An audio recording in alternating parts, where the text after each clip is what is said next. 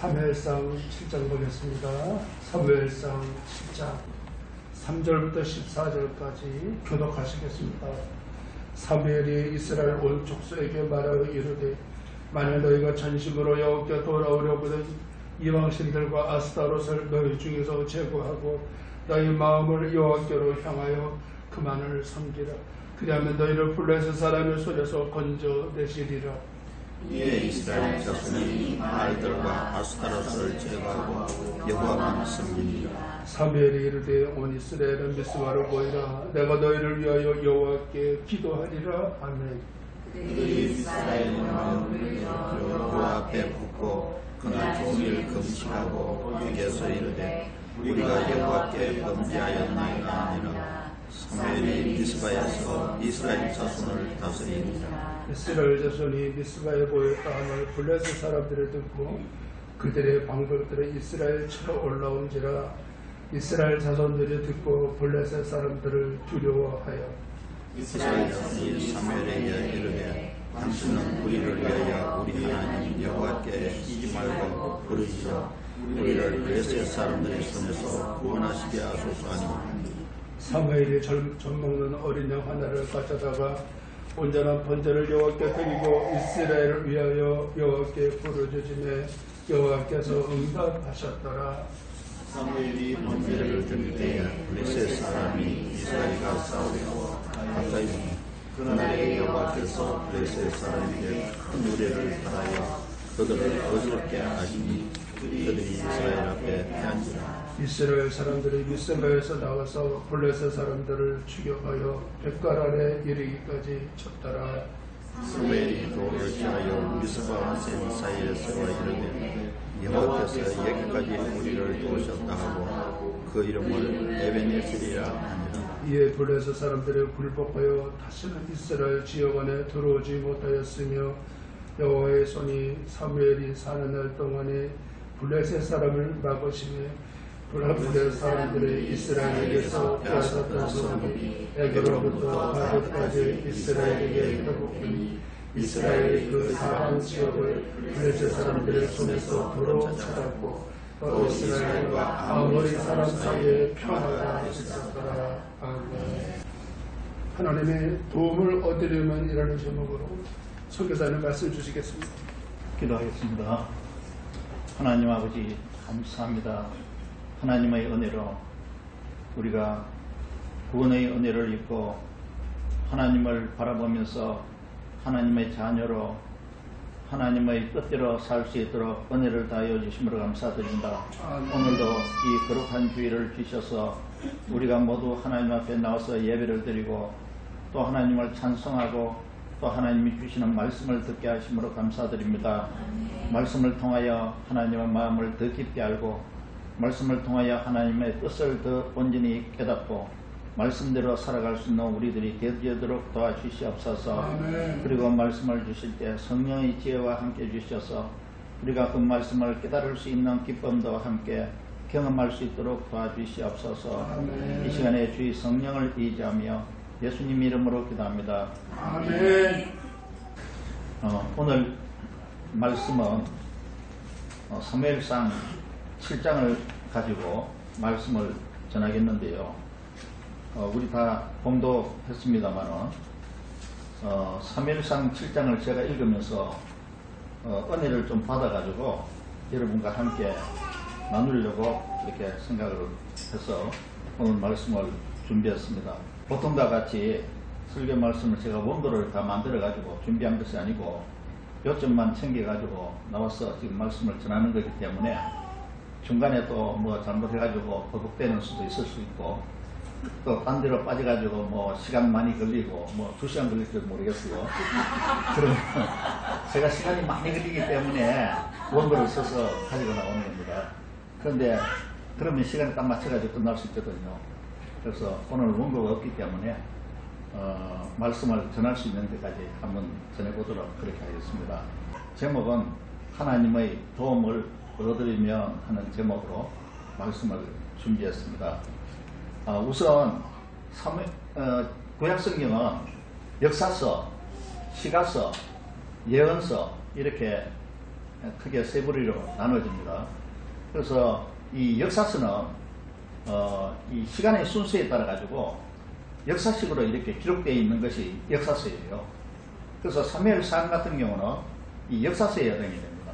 그래서 우리가 사무엘상이나 뭐 열왕기상, 역대상, 이런 성경을 읽을 때는 앞뒤를 순서대로 잘 읽어보면서 그리고 이해하면서 읽는 것이 성경을 더 깊이 이해할 수 있는 방법이 돼요.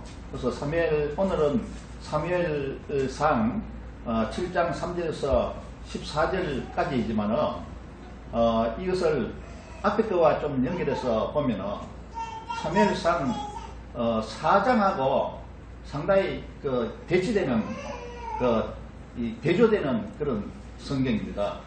사무엘상 4장에도 블레셋과의 전투가 있었는데, 그리고 사무엘상 7장에도 블레셋과의 전투가 있는 내용을 기록해 두고 있어요. 근데 사무엘상 4장과 사무엘상 7장과의 이 시간 간격은 거의 20년 차이가 나는 겁니다. 그리고 20년 전에 사무엘상 4장의 내용이 역사에 기록되어 있고, 그리고 20년 후에 사무엘상 7장의 내용이 기록되어 있는 겁니다. 그래서 또 같은 블레셋과의 전투에서 일어난 사항이고, 그리고 사무엘상 4장은 이스라엘이 패배한 내용이 기록되어 있어요. 그리고 사무엘상 7장은 이스라엘이 승리한 내용이 기록되어 있습니다. 그러면 이렇게 봤을 때, 그러면 왜 하나님이 함께 하시는 이스라엘이 사무엘상 4장에서는 패배를 했고 사무엘상 7장에서는 어떻게 해서 승리를 했을까? 이스라엘은 이스라엘 그 자체로서는 무기도 많이 있는 나라도 아니고 좋은 무기 가지고 있는 나라도 아니잖아요. 그 약한 나라인데, 그럼 어떻게 해서 4장에서는 패배를 하고 7장에서는 승리를 했을까 하는 것 관점에서 이렇게 교차해서 번갈아 보면은 굉장히 재밌는 그런 것을 발견할 수 있게 되더라고요. 그래서 제가 이제 느낀 것을 여러분에게 이제 좀 나누고자 합니다. 사무엘상 4장에는 이스라엘이 블레셋과 싸움을 할 때 법궤를 가지고 나가서 싸움을 했어요. 그리고 사무엘상 7장은 법궤 없이 싸움을 했습니다. 보통 우리가 생각할 때는 이스라엘은 전쟁 나갈 때는 늘 법궤를 앞세워 가지고, 법궤가 바로 하나님이시잖아요. 그리고 법궤를 앞세워서 이렇게 전쟁을 해서 승리를 하고 그랬는데, 여기서는 법궤를 앞세워 가지고 했을 때의 전쟁은 패배했고, 또 법궤 없이 전쟁했을 때는 승리를 했다는 것입니다. 사무엘상 4장에서는 전쟁이 두 번 했는데요. 한 번은 법궤 없이 이제 블레셋하고 대치해서 싸움을 했죠. 그래서 이스라엘이 4,000명 가량이 죽었어요. 그러니까 이스라엘의 장로들이 우리가 법궤가 없어서 졌다 이렇게 생각을 하고, 법궤는 실로에 있었거든요. 실로에 있는 법궤를 우리가 가져오자. 그래서 실로에 있는 법궤를 가져와서 2차 전쟁을 또 하게 됐어요. 2차 전쟁을 했는데 그때는 오히려 더 많은 사람 3만 명이 죽게 된 것입니다. 그걸 완전히 패배를 한 거죠. 그러다가 법궤까지 다 빼앗겨버리고, 그리고 제사장인 홈리와 비느하스가 그 자리에서 이 전쟁에서 죽게 되는 겁니다. 그리고 사무엘상 7장에는 법궤 없이 이제 전쟁을 했는데 순전히 하나님의 도움으로 전쟁에서 승리를 했어요. 이스라엘이 전쟁하기 위해서 무장을 하고 나간 것이 아니거든요. 이스라엘은 사무엘이 소집한 미스바에서의 영적 부흥 운동을 위해서 모이라고 할 때 그때 그냥 미스바에 모이었어요. 미스바에 모였는데 그때는 전쟁 준비도 하기 위해서 해서 나간 것도 아니고 아무것도 안 된 상태에서 나갔는데 블레셋이 쳐들어온 거예요. 블레셋이 쳐들어왔으니까 얼마나 놀라웠고 얼마나 불안했고 얼마나 두렵겠습니까? 그런데도 이스라엘 백성이 하나님의 도움으로 이겼다는 거예요. 그러니까 전제는 4장에서는 하나님이 도와주시지 않았고 7장에서는 하나님이 도와주셨다는 겁니다. 그리고 4장에서는 하나님이 도와주시지 않았기 때문에 패배했고 7장에서는 하나님이 도우셨기 때문에 승리를 했다는 거예요. 왜 그러냐? 왜 한쪽에서 한편에서는 패배를 했고 왜 한편에서는 승리를 했느냐? 이걸 제가 비교를 해봤어요. 비교해봤는데 우선 7장 3절부터 오늘 본문 아까 읽었지만은 다시 한번 제가 읽어보겠습니다. 7장 3절부터 읽습니다. 사무엘이 이스라엘 온 족속에게 말하여 이르되 만일 너희가 전심으로 하나님께 돌아오려거든 이방신들과 아스다로스를 너희 중에서 제거하고 너희 마음을 여호와께로 향하여 그만을 섬기라. 그리하면 너희를 블레셋 사람의 손에서 건져내시리라. 이렇게 사무엘이 이스라엘 백성들에게 말을 하고 있습니다. 너희가 전심으로 여호와께 돌아와라. 여호와만 섬겨라. 너희 마음을 다해서 여호와만 섬겨라. 그때는 이스라엘이 법궤도 다른 데 가 있고 이러기 때문에 이방신을 많이 섬겼어요. 이방신을 많이 섬겼기 때문에 이제 회개하기 위해서 미스바에 사무엘이 백성들을 이스라엘 민족들을 불러 모은 거예요. 불러 왔는데 이방신과 아스다로스를 너희 중에서 제거하고 너희 마음을 하나님께로 향하여 오직 하나님만을 섬기라. 그리하면 블레셋 사람의 손에서 너희를 건져내시리라. 이렇게 사무엘이 말을 하죠. 4절 보면요. 이에 이스라엘 자손이 바알들과 아스다로스를 제거하고 여호와만 섬기니라. 그래서 사무엘 말대로 이렇게 자기들이 섬기고 있던 그 모든 우상을 다 버렸어요. 다 버리고 이제 하나님만 섬기려 마음을 결단을 했죠. 그 다음에 5절에 사무엘이 이르되 온 이스라엘은 미스바로 모이라. 내가 너희를 위하여 여호와께 기도하리라 하며 그래서 사무엘이 미스바라는 한 장소에 전부 다 모이게 했습니다. 모이게 해서 여기서 사무엘이 이스라엘을 위해서 기도하겠다고 이렇게 말을 하는 겁니다. 6절은 그들이 미스바에 모여 물을 길어 여호와 앞에 붓고 그날 종일 금식하고 거기에서 이르되 우리가 여호와께 범죄하였나이다 하니라. 사무엘이 미스바에서 이스라엘 자손을 다스리리라. 모든 백성들이 종일 금식을 하고 하나님께 우리가 범죄했습니다 하고 이렇게 고백을 하는 거예요. 고백하고 그리고 사무엘과 함께 기도를 하는 것입니다. 그래서 이게 우리가 범죄했다는 것입니까? 과거에 전에는 우리가 아스다로스를 섬기고 이방신을 섬기고 하나님만을 섬기지 않았습니다 라고 말을 하면서 자기들이 잘못된 것을 하나님 앞에 고백하는 거 아닙니까? 그게 회개잖아요.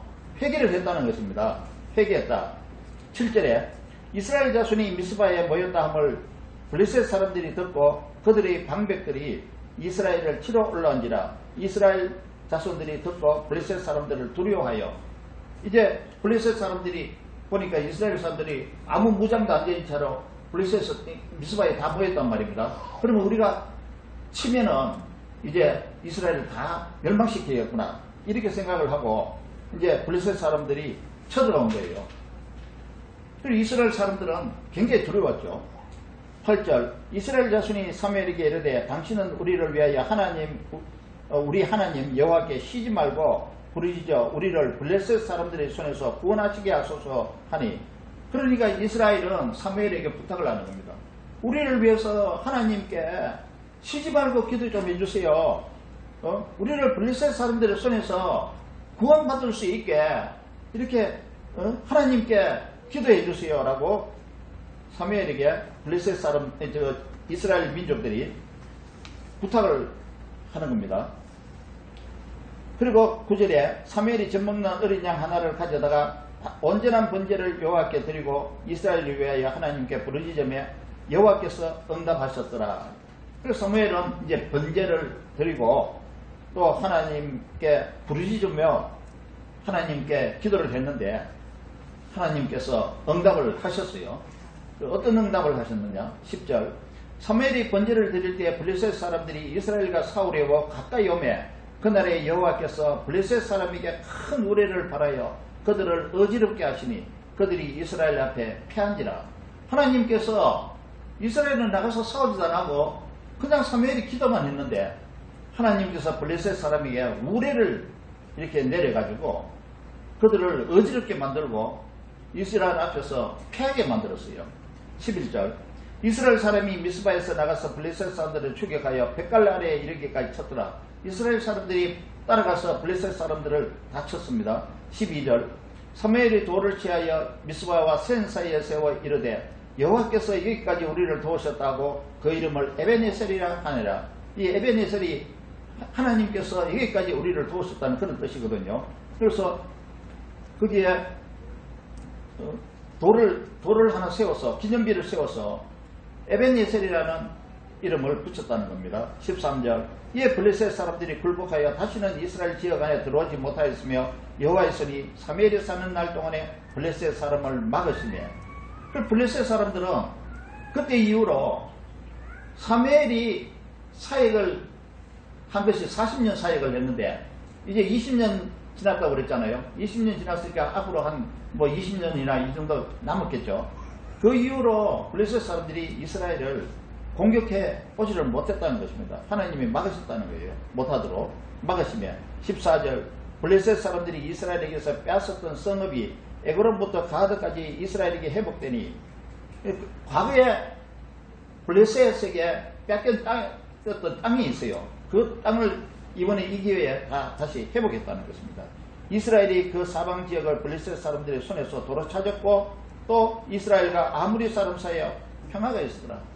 이 이스라엘에는 아주 민족 간의 원수가 있는데 하나는 블레셋이고 또 다른 하나는 아무리 사람들이에요. 아무리 사람마저도 블레셋이 하나님의 우레로 이렇게 패하는 걸 보고 겁이 나서 이스라엘 사람과 화친을 맺으려고 했다는 것입니다. 그래서 그 후로는 전쟁이 없이 평화가 있었다는 그런 말입니다. 여기에서 봤을 때 기도를 했다는 것입니다. 그래서 저는 이 기도를 한 것이 회개 기도를 했어요. 우리가 하나님께 범죄하였습니다 하면서 회개 기도를 하고 가지고 섬기던 아스다롯과 이방신들을 다 버리고 나왔다는 것입니다. 회개 기도를 하고 또 사무엘을 통하여 하나님께 부르짖어 기도하게 했어요. 기도하게 해서 우리를 구원하여 주소서 하고 기도를 했다는 것입니다. 회개 기도를 하고 기도를 한 것이 여기에서 이스라엘이 승리한 비결이었습니다. 물론 하나님이 그 소리를 듣고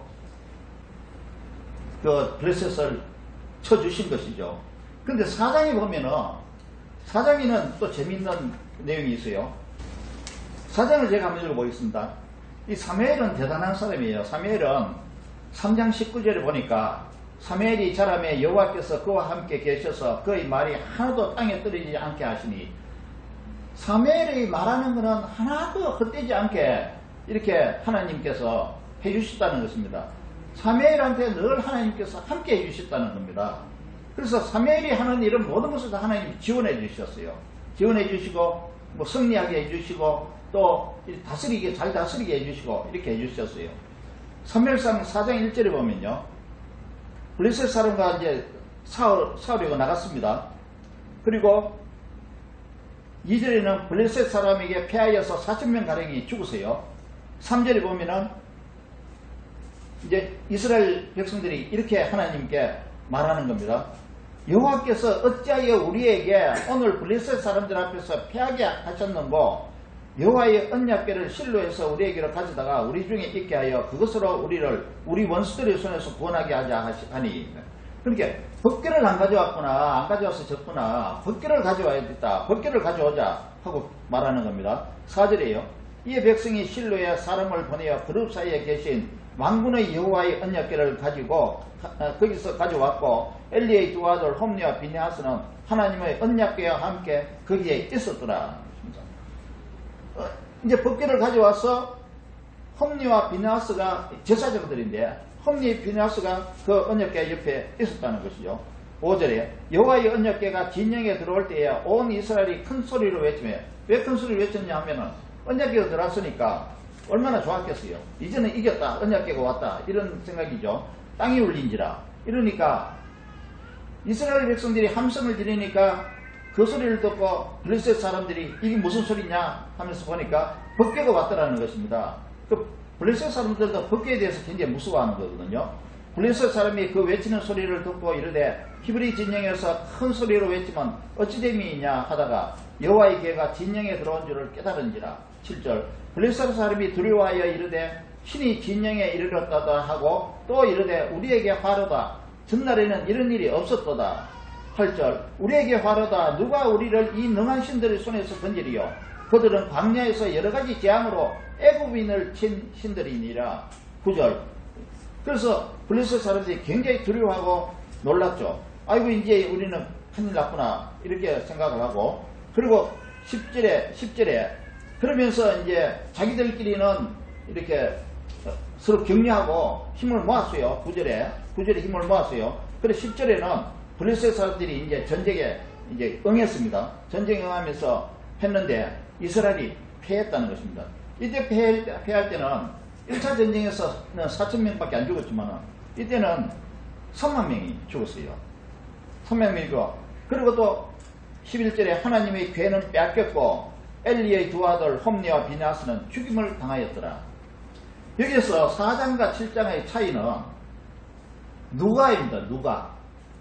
그러니까 제사장이 누구였느냐 그런 차이예요. 4장에서는 홈니와 비나스가 제사장이었고 7장에서는 사무엘이 제사장이었어요. 그러면 홈니와 비나스는 어떤 사람이냐 하면은 엘리 제사장의 아들들이었거든요. 엘리 제사장의 아들이었는데 그 재물이 들어오면은 그 하나님께 먼저 드려야 되는데 자기들이 그 재물을 다 이렇게 갈고리로 갈취해가지고 자기들 먹는 것으로 음식으로 전부 다 갈취해 갔던 사람들이에요. 그리고 또 그 재단에 수정되는 그 여인들을 그렇게 능욕하고 했던 그런 사람들이죠. 그래서 하나님께서 이 앞에 보면 그런 말이 나옵니다. 하나님께서 너희 그 후손을 없게 만들겠다. 후손을 없게, 아들은 다 없게 만들겠고 후손이 더 이상 제사장 노릇 못하게 하겠다 하는 말씀을 하나님께서 하신 적이 있어요. 그래서 홈리와 비나스 이어서 죽었습니다. 죄를 가지고 제사장 노릇 한 거예요. 그러니까 홈리와 비나스는 하나님이 싫어하는 사람이었고, 그리고 홈리와 비나스는 회개를 하지 않았는 사람이에요. 홈리와 비나스는 기도도 하지 않았던 사람이에요. 그냥 법궤만 가지고 가면은 무조건 이기는 줄 알고 법궤만 찾아가지고 법궤만 가지고 나간 거예요. 그러니까 하나님이 안 도와주시는 거죠. 그런데 이 7장에서 사무엘은 아까 3장 19절에 말했듯이 하나님께서 사무엘의 말은 땅에 떨어지지 않게 항상 여호와께서 함께 하셨다고 이렇게 말씀을 하셨어요. 사무엘의 말은 다 도와주신 거죠. 그래서 7장에는 그럼 법궤가 무기가 아니라 회개가 무기였고, 그리고 하나님께 기도가 무기였고, 하나님과 함께하는 그 사무엘이 무기였다는 것입니다. 여러분, 여기서 우리가 알아야 될 거는요, 우리가 하나님 앞에 무슨 도움을 구하려면 하나님과 함께하는 사람이 되어야 하나님 앞에 도움을 구할 수 있다는 것입니다. 이 제사장이 하나님과 함께 옛날 구약 때는 그 제사장이 주로 모든 것을 백성들을 다 이끌어 나갔잖아요. 백성들은 그런 제사장만 의뢰를 한 거예요. 의지를 하고 이랬는데, 우리는 오늘날 예수 그리스도 통해서 다 구원을 받은 하나님의 자녀잖아요. 자녀니까 우리가 왕같은 제사장이에요. 우리 각자가 다 왕같은 제사장이에요. 그러면 우리가 각자가 다 왕같은 제사장이기 때문에 우리가 하나님과 함께 한다면 우리는 무엇인지 이길 수 있고 승리할 수 있다는 그런 것이 되겠죠. 그래서 4장에서 이스라엘 백성들이 법궤를 가지고 왔어요. 법궤를. 법궤는 하나님을 상징하는 거거든요.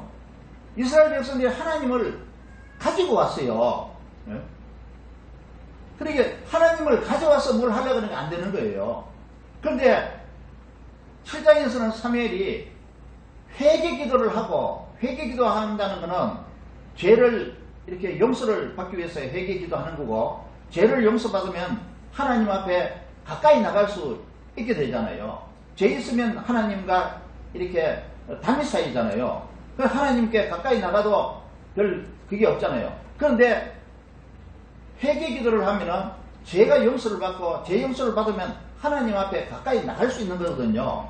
그래서 회개 기도를 했다는 것입니다. 그럼 하나님 앞에 가까이 자기들이 나갔어요. 하나님 일로 오십시오 이렇게 한 것이 아니고, 하나님 여기 오십시오 나를 도와주세요 이렇게 한 것이 아니고, 회개 기도를 해서 자기들이 하나님 앞에 가까이 가서 하나님과 자기들이 함께 하려고 애를 썼다는 것입니다. 그래서 하나님께서 그들과 함께 해주신다는 것입니다. 그리고 그와 더불어 하나님께 가까이 갔으니까 하나님께 기도할 수가 있게 되는 것이죠. 만약에 이스라엘 백성들이 회개를 하지 않고 그냥 기도만 했다면 하나님께서 그 기도를 도와주시지 않았을 것으로 저는 확신합니다. 왜냐하면 하나님은 우리로 하여금 기도하기를 원하시는 거예요. 우리의 기도를 들으시기를 원하시는 거예요. 그런데 우리의 기도를 들으시기 위해서는 우리가 죄가 없어야 돼요. 우리가 죄가 없어야지 하나님 앞에 기도를 할 수 있고 그 기도를 하나님이 들으시는 거죠. 그런데 우리가 죄를 가지고 있으면 하나님과 사이가 이렇게 막혀지기 때문에 우리의 기도가 하나님 앞에 상달이 안 된다는 것입니다. 그래서 회개 기도를 하는 것, 이거는 얼마나 중요한지 모르겠어요. 그래서 회개 기도를 하고, 무슨 무기가 필요한 것이 아니고 회개 기도를 하고 하나님과 가까이 할 수 있는 통로를 만들어서 그때부터 하나님 앞에 기도를 하는, 그럼으로써 하나님께서 내가 하나님과 함께 하고 하나님이 나와 함께 해주심으로써 나의 모든 기도를 들으시고 하나님이 내 기도에 응답해 주신다는 그런 것이 되겠습니다. 이 오늘 7장은 우리에게 주는 그런 시사하는 바가 굉장히 크다고 생각합니다. 하나님께서 함께하는 사람에게 하나님이 도우시는 거예요. 근데 하나님께서 함께 하시려면 우리가 하나님과 함께 해야지 하나님이 우리와 함께 해주시는 거예요. 하나님과 함께하는 사람을 하나님은 함께 하시고 도와주시는 것입니다. 그러면 어떤 사람이 하나님과 함께하는 사람입니까? 오늘 본문 7장 3절에서 5절에 기록되어 있죠. 이방신이나 우상을 섬기지 않고 하나님만을 섬기는 사람. 그 이방신이나 우상을 섬기던 사람이 우리가 믿지 않았을 때는 그랬잖아요. 세상신을 섬겼잖아요. 믿지 않아서 그랬는데 우리가 예수 그리스도를 믿음으로 죄 용서함을 받았잖아요. 그러면 하나님께 우리가 나온 거잖아요. 그때부터 우리가 하나님과 가까이 할 수 있는 그런 기회가 생긴 거예요. 그러면 우리가 신앙생활을 하면서 죄를 범할 때가 있죠. 죄를 범하면 하나님 앞에 또 회개를 해야 되는 거예요. 그렇지 않으면 하나님과 막히기 때문에 우리의 기도가 하나님 앞에 상달이 안 된다는 것입니다. 그래서 회개를 해야 돼요. 그래서 이방신이나 우상을 섬기지 않고 하나님만을 섬기는 사람을 하나님은 가까이 하신다. 그리고 자기 죄를 알고 회개해서 하나님과 관계가 회복된 사람에게 하나님이 가까이 해주시고 그 기도를 들어주시는 거예요. 그리고 또 한편은 하나님을 신뢰하고 하나님께 자신을 맡기는 사람. 그럼 하나님을 믿는 사람이잖아요. 하나님을 믿으니까 내가 하나님께 맡기는 거고 하나님을 의지하는 거 아니겠습니까? 그럼 하나님을 신뢰하고 하나님께 자신을 맡기는 사람에게 하나님께서 함께 하신다는 것입니다. 그리고 모든 면에서 하나님께 마음이 열려있는 사람, 모든 면에서 하나님 우선적으로 생각하는 사람, 이런 사람이 하나님 가까이 하시죠. 하나님께 또 기도하고 하나님의 도움을 구하는 사람, 이런 사람이 하나님이 가까이 해주시지 않습니까? 그리고 하나님께 온전한 마음으로 헌신하고자 하는 사람, 이런 사람에게 하나님이 가까이 해주신다는 것입니다. 오늘도 여기에 사무엘이 번제를 드렸다는 말이 있어요. 번제를 드렸다는 말씀이 있는데 그 번제는 속죄, 죄를 속하는 것과 그리고 불에 태워서 하나님께 이렇게 나가는 것, 이거 화제라고 그러는데요. 이 번제는 속죄와 화제를 포함하는 거예요. 이 번제를 드린 것은 하나님께 우리 자신을 온전히 헌신하고자 하는 그런 제사행위예요. 이 번제가. 그래서 사무엘이 이 번제를 드렸잖아요. 그럼 하나님께 온전한 마음으로 헌신하고자 이렇게 마음을 먹고 이렇게 하나님을 찾았다는 것입니다. 이런 사람들에게 하나님이 가까이 해주시는 거예요. 이렇게 해야지 하나님과 내가 하나님 앞에 가까이 갈 수 있는 것이 되고, 또 하나님은 나와 가까이 해주신다는 것입니다. 이방신이나 우상을 우리가 그대로 가진 채 하나님과 가까이 할 수가 없어요. 십계명에도 그렇지 않습니까? 나 외에 다른 신을 섬기지 말라고 말씀을 하셨잖아요. 그 이방신이나 우상을 가지고 있으면 그걸 버려야 돼요. 그래서 하나님께 나와야지 그게 하나님과 가까이 할 수 있고 하나님이 함께 해주신다는 것입니다. 그리고 늘 순간순간 우리는 죄를 범하고 생각으로도 죄를 범하고 행동으로도 죄를 범할 수 있으니까 죄를 회개하여 하나님과 관계를 늘 회복하고 그렇게 해야 되는 것이죠. 이것이 하나님과 가까이 하는 방법이고 또 하나님이 우리와 함께 해주시는 그런 방법이에요. 하나님이 함께 해주시면 모든 것이 다 해결되는 것입니다.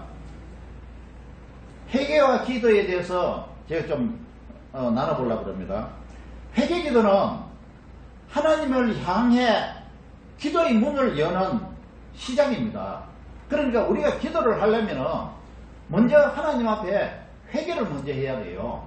회개도 기도지만은 하나님 앞에 회개를 먼저 해서 하나님 앞에 나갈 수 있는 기회를 얻게 되고 나갈 수 있어서 기도를 할 수 있는 것입니다. 그러니까 회개 기도는 하나님을 향해 기도의 문을 여는 시작이라는 것입니다. 회개를 반드시 해야 되는 겁니다. 회개 기도는 하나님의 응답을 받는 특별한 기도입니다. 회개를 하면 하나님으로부터 응답을 받을 수 있어요. 회개하지 않고 내 죄는 그대로 놔둔 채 내가 하나님 앞에 무엇을 구한다면 마치 이 독에 밑바닥에 구멍이 뚫려 있는데 그게 하나님의 물을 부어 넣으시려 해도 물을 벗지를 못하잖아요. 밑으로 다 새버리니까 밑바닥에 구멍난 독과 똑같이 되는 거예요. 그래서 회개 기도를 하고 회개를 죄를 용서받고 그리고 하나님 앞에 내가 나가서 내 필요한 것을 아뢰을 때 하나님께서 그 기도를 들어주신다는 것입니다. 그래서 이 회개라는 것은 단순하게 말로만 이렇게 회개하는 것이 아니라 나의 죄된 행위를 깨닫고 그것을 끊어버리는 것을 회개한다고 이야기하는 거예요. 죄된 삶을 의의 삶으로 바꾸는 것을 회개하는 거예요. 그걸 완전히 바꿔지지는 않았지만은 바꾸고자 마음에 결단을 하고 우리가 예수 그리스도 앞으로 나온 거 아닙니까? 그래서 우리는 1차적으로는 회개 기도를 한 거예요. 회개를 했는데 신앙생활을 하면서 또 짓는 죄가 있다는 것입니다. 그것을 끊어야 돼요. 두 번째는 회개 기도는 우리 삶의 목표와 방향을 바꾸는 것입니다. 옛날에 나는 이렇게 살았는데 이런 목표를 가지고 이런 목적을 가지고 살았는데 이것을 위해서 살았는데 그러면 지금은 그것이 잘못된 것이 있으면 바꿔가지고 목표를 다르게 세우고 그리고 삶의 방향을 다시 바꿔야 되는 것입니다. 예를 들면 내 중심, 나 자신만을 위하고 내 중심으로 살았던 내 삶을 하나님 중심으로 바꿔야 된다는 것입니다. 그리고 하나님 중심뿐만이 아니고 타인 중심으로 바꿔야 되는 거예요. 그 예수님이 이 말씀을 하셨죠. 주 너희 하나님을 사랑하고 내 이웃을 내 몸과 같이 사랑하라고 예수님이 말씀하셨잖아요. 우리는 하나님을 사랑하고자 하는 그런 마음은 다 가지고 있어요. 하나님을 사랑하고자 있는 마음은 다 가지고 있는데 이웃을 내 몸과 같이 사랑할 수 없는 거예요. 그런 경우가 많지 않습니까? 그게 왜 그런가 하면 내 중심으로 살았기 때문에 그런 거예요. 나를 위해서만 살았기 때문에 그런 거예요. 그러니까 자기 중심의 삶을 이제 내려놓고 하나님 중심으로 살고 타인 중심으로 이렇게 사는 것이 그게 회개한 사람으로서 합당한 삶의 모습이다. 그런 겁니다. 그 완전하게 잘 하지 못해도 관계는 없어요. 그래서 저는 최근에 요새 기도하다가 제가 기도의 내용이 하나 바뀐 것이 뭐 살 날이 얼마나 많이 남았는지는 모르지만 내가 사는 날 동안 이제 나의 인생의 목표가 하나님을 사랑하는 것은 과거부터 내가 하나님을 사랑하겠습니다 하고 기도를 많이 했는데요. 이웃을 내 몸과 같이 사랑하는 그런 삶을 살겠습니다 하는 게 제가 기도의 내용이에요. 요새는 우리 그 손녀들 둘이가 있는데 손녀들 둘이를 위해서 기도하는 것도 얘들을 위해서 기도하는 기도의 주 내용이 이걸 위해서 기도를 해요. 하나님을 사랑하고 이웃을 자기 몸과 같이 사랑해 줄 줄 아는 아이들이 되게 해주세요. 이렇게 기도하는 게 기도의 주 내용이 되고 있어요.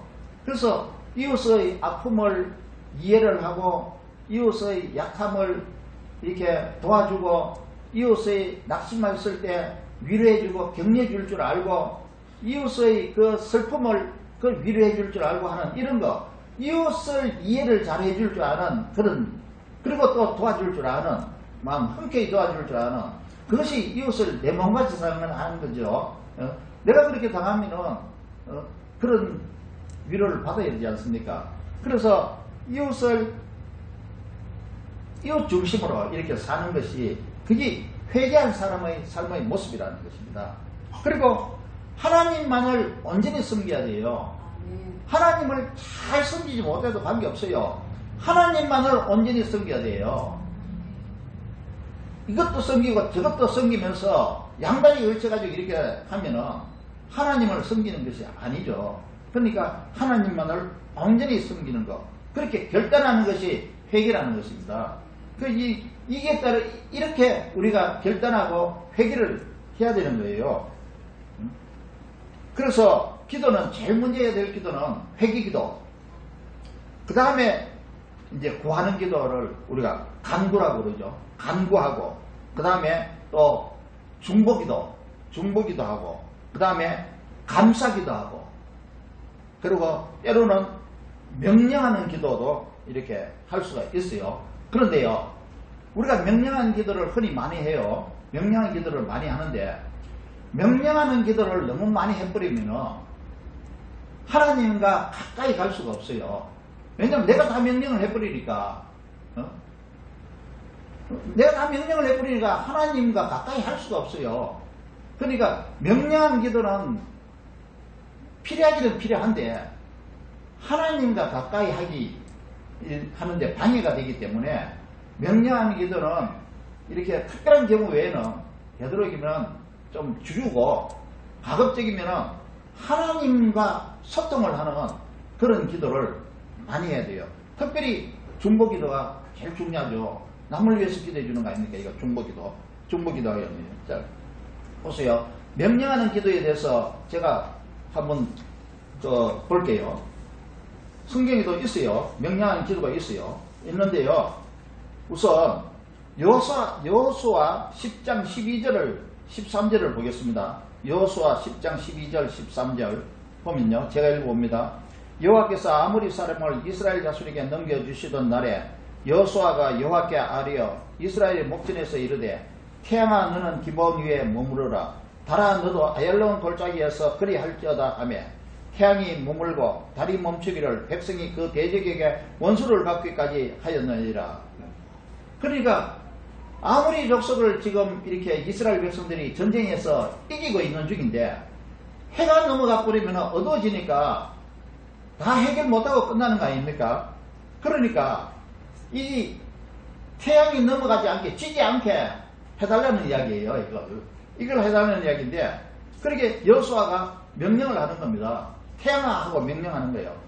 달아 하고 이렇게 명령하는 거예요. 넘어가지 말라는 이야기죠. 명령하는데 그런데요 이게 명령만 하는 게 아니고 그 앞에 좀 읽어볼게요. 그 앞에 12절 거기에 자 태양아 그 앞에 읽어볼게요. 태양아 그 앞에 여호와께서 아모리 사람을 이스라엘 자손에게 넘겨주시던 날에 여호수아가 여호와께 아뢰어라는 말이 붙어 있어요.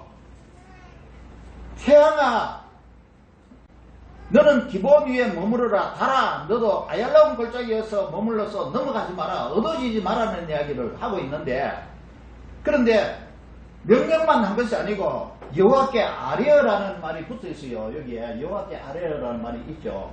그게 뭔가 하면은 하나님께 아뢰는 거예요. 이게 표현은 명령이지만은 하나님께 아뢰는 겁니다. 그리고 우리가 명령하는 것도 하나님께 아뢰는 기도를 해야 되는 거예요. 그런 형식의 기도를 해야 되는 거예요. 자, 사도행전 3장 6절에 베드로와 요한이 성전 미문에 앉아있는 그런 그 사람에게 명령한 기도를 한 게 있어요. 사도행전 3장 6절 보면 베드로가 이르되 은과 금은 내게 없거니와 내게 있는 이것을 내게 주노니 나사렛 예수 그리스도의 이름으로 일어나 걸어라 하고 명령을 했지 않습니까? 명령을 했는데 그냥 명령을 한 것이 아니에요. 일어나 걸어라 하고 그냥 명령한 것이 아니고 나사렛 예수 그리스도의 이름으로 일어나 걸어라 하고 말을 한 거예요. 나사렛 예수 그리스도의 이름으로. 그러니까 예수 그리스도의 모든 그 인격과 능력을 가지고 지금 기도를 하는 거예요. 그래서 나사렛 예수 그리스도의 이름으로 일어나 걸어라. 내가 명령하는 게 아니다는 것입니다. 내가 명령하는 게 아니다. 그래서 명령 기도를 하되 잘못하게 되면 하나님과 관계를 가까이 할 수가 없고 자기 명령을 다 끝내보려고 그러는 경우가 있어요. 그렇게 되니까 그 조심을 좀 해야 되고 그 명령하는 기도는 많이 하는 것은 좋지 않다. 뭐 긴박할 때는 명령하는 기도를 해가지고 뭐 귀신도 물리치고 해야 되죠. 하나님은 자녀인 우리 기도를 들으시기를 원하시겠죠. 그렇지 않습니까? 우리의 기도를 들으시오. 우리의 어려운 점, 우리의 소원을 하나님 다 들으셔요. 그리고 우리의 기도를 들으시고 하는데 하나님은 우리의 기도를 기다리시는 거예요. 하나님은 우리의 기도, 나는 하나님, 예수님을 믿고 하나님을 믿는데 왜 내한테 이런 일이 자꾸 발생하고 왜 내한테 이게 잘 해결이 안 되고 내 마음의 소원이 성취가 안 되고 이러냐 하면은 하나님이 기다리시는 거예요. 기도하라고. 기다리시는 거예요. 그러면 기도를 하되 회개 기도하도록 기다리시는 거예요. 회개 기도하도록. 이거는 회개할 것을 내버려 두고 하나님 앞에 구하면은 안 되죠. 그래서 회개 기도하기를 기다리시고 그리고 기도를 기다리신다는 것입니다. 우리가 기도하는 것은 하나님을 신뢰하기 때문에 기도하는 거 아닙니까? 그리고 하나님을 믿기 때문에 기도하는 거잖아요. 그래서 하나님은 기도하기를 원하세요. 왜냐하면 하나님을 신뢰한다는 표시고 하나님을 믿는다는 표시이기 때문입니다. 기도하는 것이. 그래서 기도 안 하고 내가 하나님의 자녀이니까 하나님이 다 알아서 해주실 것이다. 그거는 아니죠. 그래서 하나님은 기도를 들으시기를 원하고 기도하기를 원하세요. 그리고 하나님은 우리의 기도를 들으시면은 반드시 응답해 주신다는 겁니다. 물론 그 때는 하나님의 때에 하시겠지만은 첫째는 내가 회개 기도를 하고 난 뒤에 응답하시고 그리고 내가 기도를 하고 난 뒤에 하나님께서 나에게 도움을 주신다는 것입니다. 그리고 그 이후의 때는 하나님의 때에 이루어지는 거죠. 자, 그거를 예레미야 33장 2절에 이렇게 기도를 하고 있습니다. 이를 행하시는 여호와, 그것을 만들며 성취하시는 여호와, 그 이름을 여호와라는 이가 이와 같이 이르시도다. 너는 내게 부르짖으라. 내가 내게 응답하겠고 내가 알지 못하는 크고 엄밀한 일을 내게 보이리라. 너는 내게 부르짖으라고 말하지 않습니까? 그러니까 뭐 부르짖지 않더라도 하여튼 기도하라는 그런 말이죠. 기도해라. 그럼 내가 응답하겠다는 그런 말씀을 하고 있지 않습니까? 야, 기도 안 해도 돼. 내가 다 알아서 해줄 테니까 걱정하지 마. 이렇게 하나님은 말씀하시지 않았어요. 그러니까 너는 내게 부르짖으라. 기도하라는 이야기를 하고 있잖아요. 그럼 마태복음 7장 7장 우리 잘 아는 성경 구절 있잖아요. 구하라 그리하면 너에게 주실 것이요. 찾으라 그리하면 찾아낼 것이요. 문을 두드리라 그리하면 너에게 열릴 것이니. 구하는 이마다 받을 것이요. 찾는 이는 찾아낼 것이요. 두드리는 이에게는 열릴 것이니라. 하나님이 다 해주시면 되지 뭘 또 구하라고 그럽니까? 그러면 이유가 있기 때문에 그러는 거예요. 구하라 그러는 것은 하나님이 이유가 있기 때문에 그러는 거예요. 우리가 구하지 않으면 하나님에 대해서 믿지 않는다는 이야기는 마찬가지예요. 하나님을 의지하지 않는다는 이야기는 마찬가지예요. 그러니까 구하라는 이야기를 하는 겁니다. 그러면 하나님이 몰라서 못 해주십니까? 우리 마음속에 있는 까지 다 알고 계시는 하나님인데 왜 꼭 우리가 구해야지 하나님이 아시고 해주시는 겁니까? 그게 아니죠. 하나님께서 우리를 다 아시지만은 우리가 구하기를 바라시는 거예요. 기도하기를 바라시는 거예요. 그럴 때 하나님께서 응답해 주시는 이유는 우리가 하나님을 의지하고 하나님을 믿는다는 것을 이렇게 기도하는 것으로 하나님 보시고 싶어 하시는 그런 거다는 이야기입니다. 그리고 그리스도인이 이렇게 승리하기 위해서 거쳐야 하는 단계가 있어요. 그 단계가 지금까지 이야기한 내용을 요약해 보면요. 하나님을 향한 회심의 단계가 있어야 돼요. 하나님을 향한 회심의 단계. 다시 말하면 회개 기도하는 단계가 있어야 된다는 것입니다. 두 번째는 하나님을 신뢰하고 의지하는 단계가 있어야 되는 거예요. 그러니까 간구와 도고, 이 감사기도 이런 것이 있어야 되는 거죠. 그리고 세 번째는 그러고 난 뒤에 하나님의 도우심을 입는 단계가 있는 거예요. 그래 하나님의 도우심을 입는 단계를 우리가 도우심을 얻으면은 그때 하나님께 감사하는 기도를 하죠. 물론 감사는 먼저 하는 것이 좋다고도 이야기하지만은 어쩐든 순서로 보면은 우리가 하나님의 도움을 받았으니까 하나님 앞에 감사하는 기도를 하는 거예요. 그리고 제일 중요한 것은 회개 기도입니다. 회심의 기도. 회개 기도가 우리 기도의 문을 여는 거예요. 우리 기도 문을 열고 우리의 기도를 하나님이 들어주시는 그 문을 여는 거예요. 그래서 회개 기도, 간구와 도고, 일반 기도, 그리고 응답받는 그리고 응답받고 난 뒤에 감사하는 그 기도를 우리가 하는 것이 기도의 순서고, 그리고 또 우리가 거쳐야 되는 그 단계라는 것입니다. 하나님의 도움을 얻기 위한 그 단계예요. 말씀을 마지막으로 맺어보겠습니다. 하나님은 우리를 도와주시기를 기뻐하시는 하나님이십니다. 하나님은 우리를 돕기 위해서 이미 다 준비하고 계시는 하나님이세요. 하나님은 우리가 회개하기를 기다리시는 하나님이십니다. 지금도 기다리고 계세요. 하나님 도와주세요. 이 말 한마디 하기를 하나님은 기다리시는 것입니다. 하나님 내가 이런 것을 잘못했어요. 용서해 주세요. 이 말 한마디 하기를 하나님은 기다리시는 것입니다. 하나님은 이런 기도를 듣고 싶어 하시는 분이 바로 하나님이신 것입니다. 지금도 언제나 하나님은 그것을 기다리시는 거죠. 자기가 잘못한 것이 있으면서도 이게 하나님이 모를 줄 알고 회개하지 않고 또 기도하지 않으면 하나님께서 이 성경에 그 방법이 있어요. 여러 가지 방법도 있겠지만 징계는 우리가 생각하기에 좀 나쁘게 들리지만 벌에 대한 그것을 징계라고 보통 생각하는데 성경에서 말하는 징계는 훈련시키는 거예요.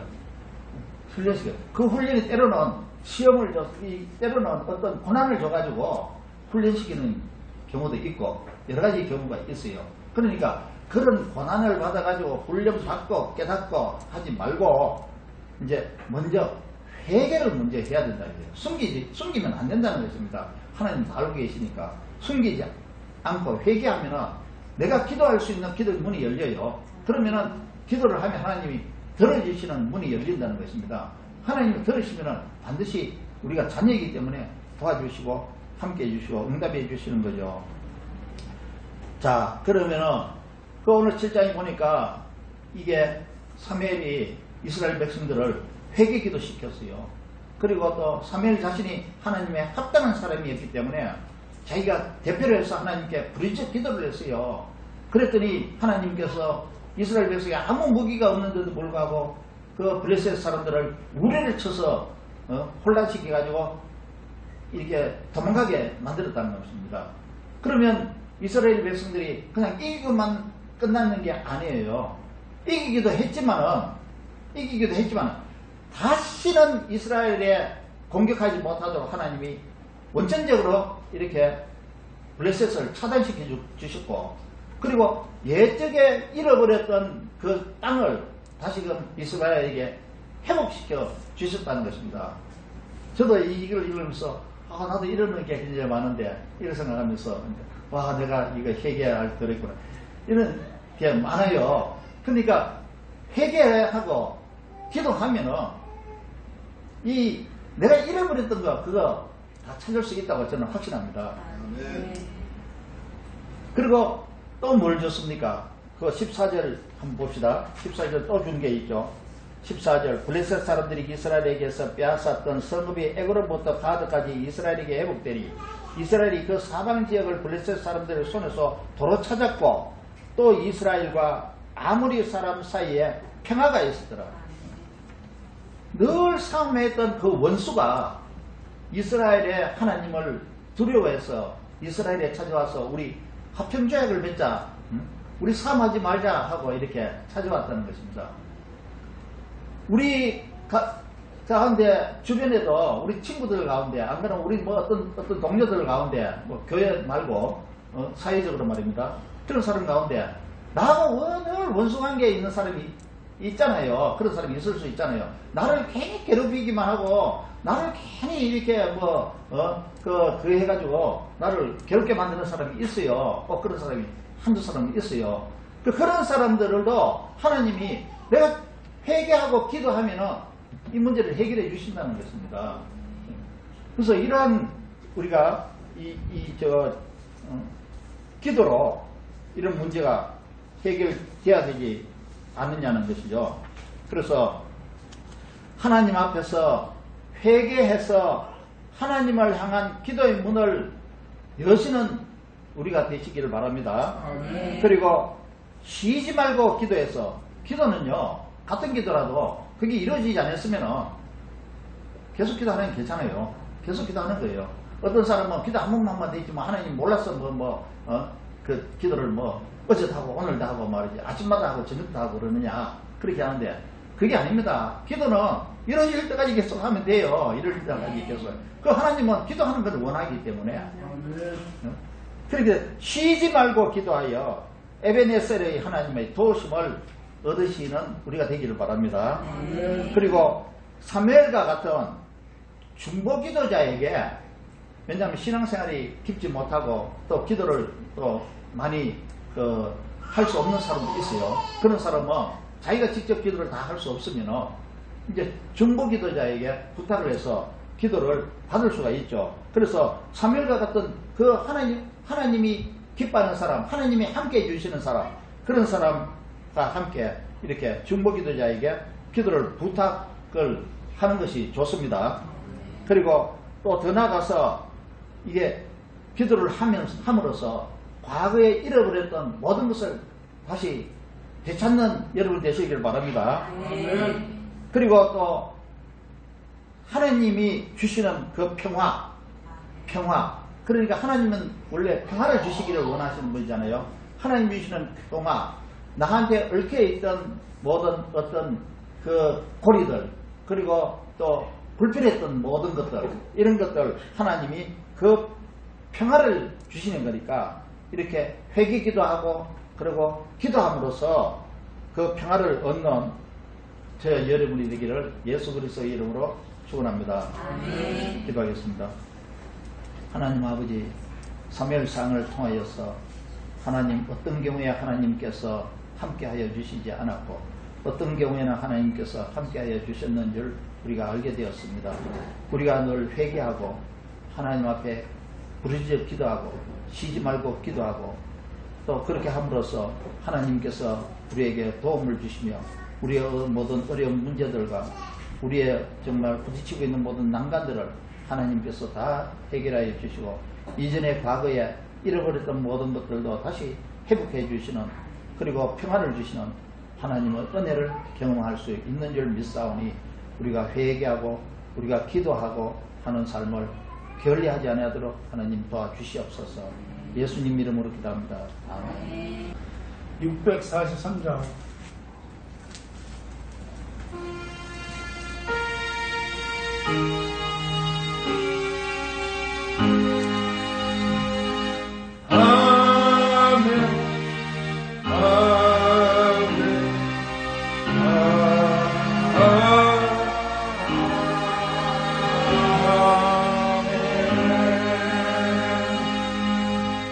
이제는 우리 주 예수 그리스도의 은혜와 우리 아버지 하나님의 무한하시고 극진하신 사랑하심과 성령님의 함께하시고 인도하시고 교통하심이 이제 회개 기도하기를 마음으로 소원하고 결단하며 또 하나님께 나아가 기도하기를 간절히 마음으로 소원하고 그리고 하나님의 응답을 받고 그리고 하나님의 도움을 입기를 소망하는 우리 모든 성도들 머리 위에와 교회 위에 그리고 사업장 위에 가정 위에 자녀들 위에 이제로부터 영원토록 함께 하시기를 간절히 축원하옵나이다. 아멘.